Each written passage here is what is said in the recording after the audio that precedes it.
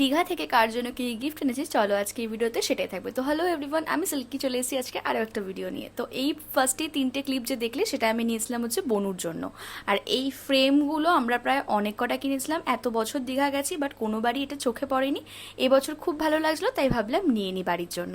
আর এখানে কাজু আর খাজাটা ছিল হচ্ছে কাকুর জন্য, কারণ কাকু এগুলো খেতে ভীষণ পছন্দ করে। তোমরা তো জানোই আমার পার্স বা ব্যাগের প্রতি কিরকম ফ্যাসিনেশন, তাই জন্য আমি নিজের জন্য দুটো ব্যাগ কিনেছি এবং মায়ের জন্য যে পার্সটা সেটা জামাইবাবুরা কিনে দিয়েছিল। এই ব্যাগটা আমার বাবা কিনে দিয়েছে, আর আগে ছোট যে ল্যাভেন্ডার ব্যাগটা ওটা আমি কিনেছিলাম। তো আমার তো দুটো ব্যাগ ভীষণ পছন্দ হচ্ছে। তোমাদের এই দুটোর মধ্যে কোনটা বেশি ভালো লাগছে অবশ্যই জানিও। আমার নতুন ফ্রেন্ডসদের জন্য আমি কিছু গিফটস নিয়ে এসেছিলাম। এগুলো ওই সেম জিনিস, যেই জিনিসগুলো আমি বাবা মায়ের জন্য নিয়েছিলাম সেগুলোই। একদমই না, দীঘায় গেলে আমি শানুর জন্য কি নেবো সেটা বুঝতে পারি না, তাই জন্য ওর জন্য একটা এই কিরিং নিয়ে এসেছিলাম আর কাকিমার জন্য এই ক্লিপটা। তো মোটামুটি ছোট ছোট করে সবার জন্যই কিছু কিছু আনতে পেরে আমার ভীষণ ভালো লেগেছে।